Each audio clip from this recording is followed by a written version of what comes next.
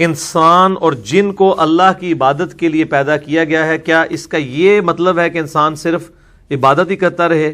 کیا عبادت کا مطلب یہ نہیں کہ سبمیشن ٹو اللہ in all fields of life? جی یہی مطلب ہے۔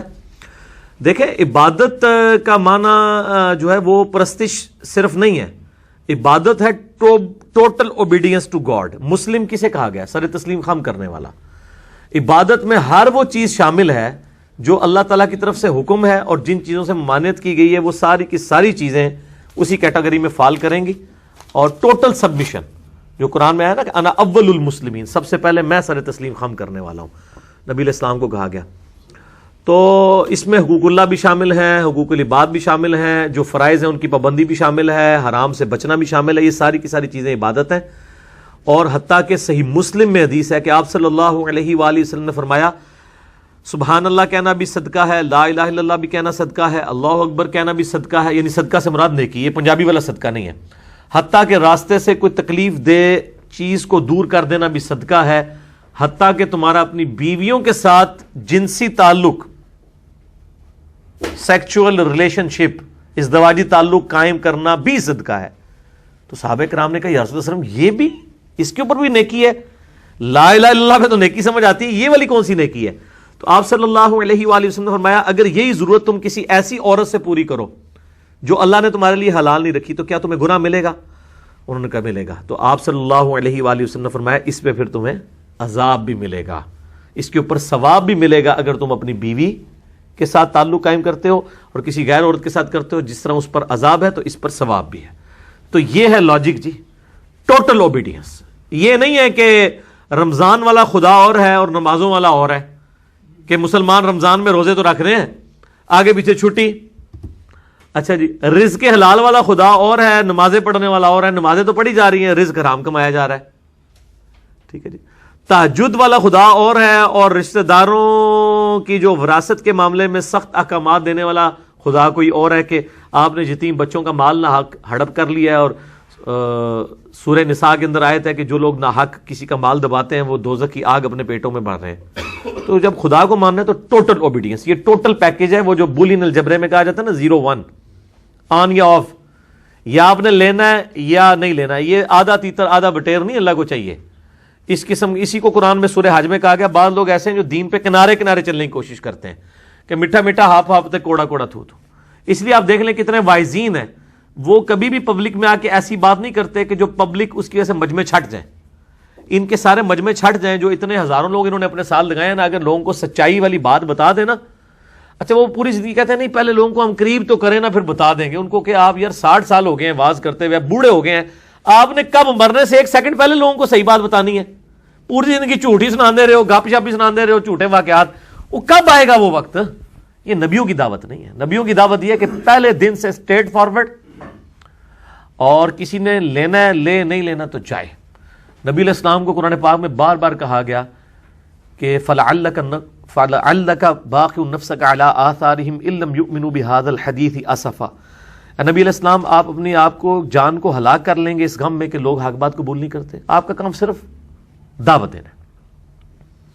اسی طریقے سے طٰہَ مَا أَنزَلْنَا عَلَيْكَ الْقُرْآنَ لِلتَّشْقَىٰ إِلَّا تَذْكِرَةً لِمَن يَخْشَىٰ۔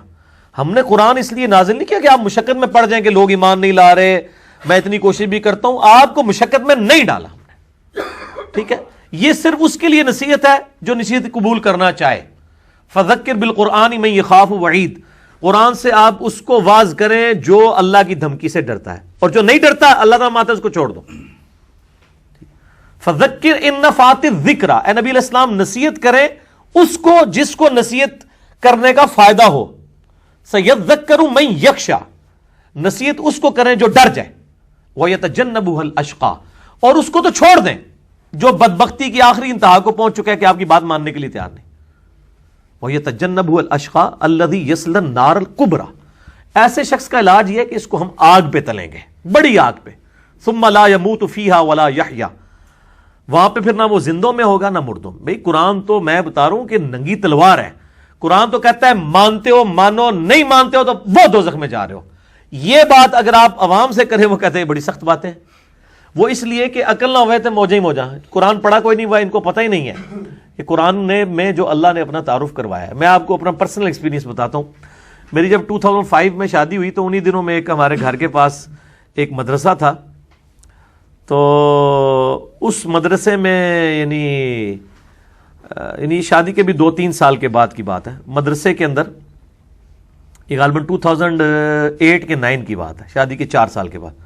تو وہ رمضان شریف میں پورا دورہ قرآن کراتے تھے. تو صبح کے وقت تو میں نے اپنی وہ عورتوں کو, ایک معلمہ تھیں وہ ڈاکٹر فرحت ہاشمی کی کلاس فیلو بھی ہیں, تو میں نے اپنی وائف کو کہا کہ ٹھیک ہے بچے پیچھے سنبھالوں گا, تم صبح چلی جایا کرو. تو وہ صبح 8 سے تو تقریباً 12 بجے تک نا وہاں پہ قرآن پاک اس نے کور کیا پورا, یعنی تقریباً 25-26 روزوں میں پورا قرآن انہیں مکمل کرا دیا, صرف ترجمہ. تو میں نے اس کو کہا کہ قرآن پڑھ کے تم نے کیا سیکھا ہے؟ تو نمازیں تو پہلے بھی پڑھ رہی تھی, دین پہ پہلے بھی عمل کر رہی تھی. اس نے کہا جی میں نے ایک چیز سیکھی ہے کہ جس خدا کا تعارف مجھے میرے معاشرے اور میرے ماں باپ سے ملا ہے نا, وہ خدا وہ نہیں ہے جو قرآن کے اندر ہے. قرآن کا جو خدا ہے یہ کوئی اور ہی ہے. میں نے کہا کیسے؟ اس نے کہا ہمیں تو بتایا گیا کہ بھئی کوئی اللہ ایک بوڑھی نانی اماں ہے, اس نے یہ شغل میلہ لگایا ہوا ہے, اینڈ پہ سب کچھ چھوڑ دے گا. جبکہ قرآن تو دھمکی سے سٹارٹ ہوتا ہے, دھمکی کے اوپر ختم ہوتا ہے, اور اس میں کلیئر کٹ کہتا ہے کہ مانو گے تو ٹھیک, نہیں تو ایسی کی تیسی پھیر دوں گا. میں تو ڈر گئی ہوں قرآن پڑھ کے کہ اللہ تعالیٰ تو اپنے معاملات میں بڑا سخت ہے. میں نے کہا ہاں اب پتہ چل گیا, یہی ہے اصل میں دین. لیکن یہ مرنے کے بعد پتہ چلے گا, جو مولا علی علیہ السلام کا قول ہے کہ انسان سویا ہوا ہے, جیسے ہی مرے گا تو جاگ اٹھے گا, اوہ یہ کیا ہوا. تو یہی کچھ ہی ہونا ہے, کیونکہ ہم نے تو بڑی امیدیں لگائی ہوئی ہیں کہ یار کسی نے کہنا یار میں تو ہر مہینے 11ویں دینا سا. تو شیخ عبد القادر جیلانی جو ہیں وہ, جس نے اشرف علی تھانوی صاحب نے بھی نقل کیا ہے کہ جی ایک بندہ مر گیا تو قبر میں جناب وہ اشرف علی تھانوی صاحب کہتے ہیں کہ جی وہ شیخ عبد القادر جیلانی کا وہ دھوبی تھا, اس سے جب سوال پوچھا مر ربو کا, اس نے کہا میں شیخ عبد القادر جیلانی کا دھوبی ہوں. پوچھا ماں دینوں کا, انہیں کہا میں دھوبی ہاں. تیسرا انہیں کہا میں دھوبی ہاں. تو وہ فرشتے انہوں مان لگے, اللہ نے کہا چھاڑ دو, انہیں کہہ دے دیتا ہے, جواب دے دیتا ہے. بھئی یہ جواب قرآن و حدیث میں تو نہیں آیا, چھڈے چھوٹے نہیں, سب جھوٹ کھڑے ہوئے اللہ دے بندے ہو. قبر کے 4 سوالات میرے یوٹیوب پہ کلپ ہے, آپ دیکھ لیں, اس میں میں نے پورا کھول دیا کہ فاسق و فاجر کے ساتھ کیا ہونا ہے. اور قبر کے 3 نہیں 4 سوال ہیں. چوتھا سوال ہی سب سے اہم ہے کہ تو نے خود پڑھ کے عمل کرنے کی کوشش کیوں نہیں کی. اور اس کے بعد پھر ایک گرز لگے گا, اور وہ گرز ایسا ہوگا کہ جنوں اس کے علاوہ تمام مخلوقات اس کی آواز بھی سنیں گی. ٹھیک ہے, لگ پتہ جائے گا, پتہ نہیں لگے گا, لگ پتہ جائے گا. اب لوگوں نے بس ٹھیک ہے وہ کچھ بھی نہیں ہونا جی, وہ تو ہم تو بس نسبتیں کام آئیں گی. احمد بریلوی صاحب فتاوی رضویہ میں لکھتے ہیں کہ ان سے پوچھا کہ تقلید کرنا کیوں ضروری ہے. اب اس کا جواب تو کتاب و سنت کے دلائل سے ہونا چاہیے تھا. انہوں نے کہا اس لیے ضروری ہے کہ ایک امام مالک کا مقلد تھا, جب وہ فوت ہو گیا تو جب اس کو دفنایا گیا تو اس کو قبر میں فرشتوں نے جب سوال پوچھے تو اس کو جواب نہیں آ رہے, تو امام مالک قبر میں تشریف لے آئے اور انہوں نے اس کی طرف سے اس کو جواب بتا دیے. اس لیے مقلد ہونا ضروری ہے. یہ کس نے کیمرہ فٹ کیا ہوا ہے؟ وہ اللہ دے بندو, کسی وڈے تے وڈے امام نو بھی قبر کسی نے کھنگن نہیں دینا, ادھر تے حالت ہی کوئی نہیں ہونی. ٹھیک ہے, کہ جائے گا کسی کی قبر میں پہنچ جائے گا, سب کچھ جھوٹ ہے. تو یہ ہوائیاں اڑ جائیں گی مرنے کے بعد, پتہ چل جائے گا کہ جناب یہ, وہ کہتا ہے نہیں پتہ لگ جائے گا کہ آگے جا کے پتہ نہیں لگنا, تو انہوں لگ پتہ جانا ہے. ٹھیک ہے, لیکن اس وقت ایک بندے کو مرنے کے بعد پتہ چلا کہ غلام احمد قادیانی دجال تھا, اب وہ کہ یا اللہ مجھے دنیا میں دوبارہ بھیج دے, میں دوبارہ اپنے آپ کی اصلاح کر لوں. نہیں, میرا بھی مسئلہ 196 بھی ریکارڈ ہوا اسی کے اوپر. اس کا عنوان ہے کاش میں دنیا میں واپس جا سکتا. سورہ سجدہ کی میں نے آیت نمبر 12 سے 22 تک 11 آیات میں رکت انگیز فکر آخرت کے اوپر لیکچر ہے, اور میں نے کافی ساری چیزیں اس حوالے سے ڈسکس کی ہیں. ٹھیک ہے جی عثمان صاحب, تو سوال کلیئر ہو گیا.